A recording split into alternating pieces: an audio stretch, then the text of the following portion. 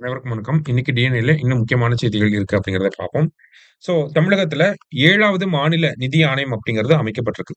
இந்த மாநில நிதி ஆணையம் அப்படிங்கிறது என்ன ஆர்டிகிலுக்கு கீழ வருது அப்படின்னு பார்த்தீங்கன்னா, 243 அண்ட் தென் 243 அப்படிங்கிற ஆர்டிகிலுக்கு கீழ வருது. அதே மாரி தமிழ்நாடு பஞ்சாயத்து சட்டம் இருக்கு இல்லையா? தமிழ்நாடு பஞ்சாயத்து சட்டம் எப்போ வந்திருக்கும்? 1994ல வந்திருக்கும். அந்த தமிழ்நாடு பஞ்சாயத்து சட்டம் செக்ஷன் 198க்கு கீழயும் பார்த்தீங்கன்னா, இத பத்தி சொல்லப்பட்டிருக்கு. அதற்கு கீழ தமிழக அரசாங்கம் 7வது மாநில நிதி ஆணையம் அப்படிங்கிறத அமைச்சிருக்காங்க. யாரு தலைவராக இருக்க போறாங்க அப்படின்னா, அலாவுதீன் அப்படிங்கிறவரு தலைவராக இருக்க போறாரு.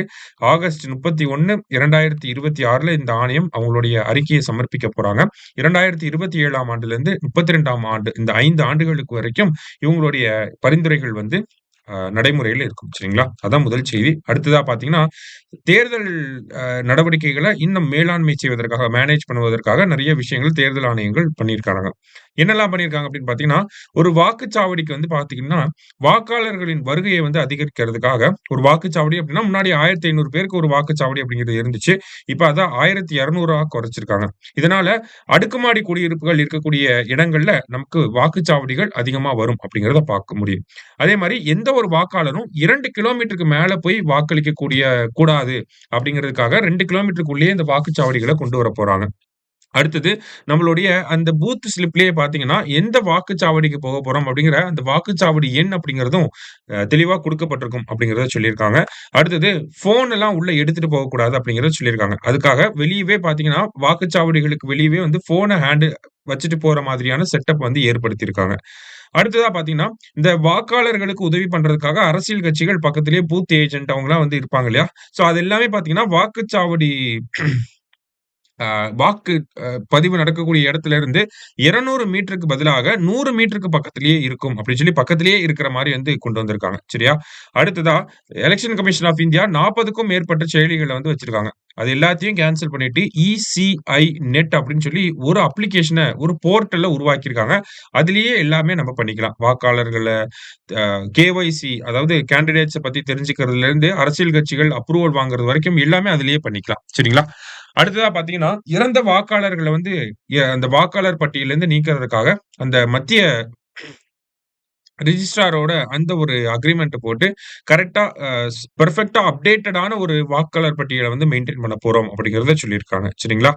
மத்தபடி பார்த்தீங்க அப்படின்னா, நமக்கு இடைத்தேர்தல் நடத்தணும் அப்படின்னா, இடைத்தேர்தல் நடத்துறதுக்கு முன்னாடியே ஒரு சிறப்பு வாக்காளர்கள் சேர்ப்பு முகாம். இப்ப புது வாக்காளர்கள்லாம் இருப்பாங்க. இந்த இடைத்தேர்தல் நடத்துறதுக்கு முன்னாடி. அந்த மாரி வாக்காளர்கள ஆட் பண்றதுக்கான ஒரு முகாம்களும் நடத்தப்படும் அப்படிங்கிறத சொல்லியிருக்காங்க. அதே மாரி பார்த்தீங்கன்னா, இந்த எலக்ஷன் ப்ராசஸ்ல ஈடுபடக்கூடிய 28 வகையான 28 டிஃபரண்ட் ஸ்டேக் ஹோல்டர்ஸ் பங்குதாரர்களுக்கு பார்த்தீங்கன்னா, பயிற்சி திட்டம் அப்படிங்கிறது வழங்குறாங்க. அது எல்லாமே மக்கள் பிரதிநிதித்துவ சட்டம் 1950, 51 தேர்தல் நடத்தை விதிகள் 1960, 61க்கு கீழ இந்த பயிற்சிகள், இந்த அறிவுறுத்தல்கள தேர்தல் ஆணையம் வழங்கியிருக்காங்க. அடுத்ததா பார்த்தீங்க அப்படின்னா, 10 அரசு சேவைகளை இணைய வழியில் பெறலாம் அப்படின்னு சொல்லி, எளிமை ஆளுமை அப்படிங்கிற திட்டம் தமிழக அரசாங்கத்தால தொடங்கப்பட்டிருக்கு. இங்கிலீஷ்ல பார்த்தீங்கன்னா, சிம்பிள் கவர்ன்மென்ட் அப்படின்னு சொல்லுவாங்க. சிம்பிள் கவர்ன்மென்ட் அப்படின்னு சொல்றாங்க. இந்த எளிமை ஆளுமை அப்படிங்கிற திட்டத்துக்கு கீழ பார்த்தீங்கன்னா, uh human rights human resources management department மனிதவள மேலாண்மை துறைக்கு கீழ தான் இந்த ஒரு திட்டம் அப்படிங்கிறது செயல்பட போகுது. கிட்டத்தட்ட 10 சேவைகள வழங்க போறாங்க. சரிங்களா? 10 சேவைகள வழங்க போறாங்க. முதற்கட்டமா பார்த்தீங்கன்னா ஒரு 10 சேவைகள். ஆனா, அடுத்தடுத்து வரக்கூடிய கட்டங்கள்ல வந்து பார்த்தீங்கன்னா, அதிகமான சேவைகள் வழங்கப்படும் அப்படிங்கிறதையும் சொல்லியிருக்காங்க. இப்ப பார்த்தீங்க அப்படின்னா, 8 டிபார்ட்மென்ட்டோட 10 சேவைகள முதல் கட்டமாக வழங்க போறாங்க. ஓகேங்களா? Services of 10 services from 8 department அப்படின்னு சொல்லுவாங்க. ஓகேவா? லாஸ்ட்டா சூரிய சக்தி மூலம் முழு மின் தேவையை பூர்த்தி செய்யும் முதல் மாவட்டம் அப்படின்னு சொல்லியிருக்காங்க.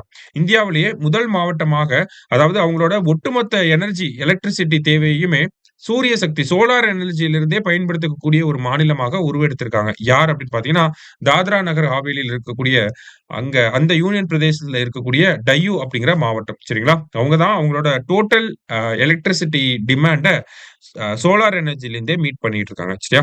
இது முக்கியமான ஒரு விஷயம். இன்னைக்கு டிஎன்ஏல முக்கியமான செய்திகள பார்த்திருக்கோம். நன்றி. சுரேஷ் ஐஏஎஸ் அகாடமி வெற்றியின் முகவரி.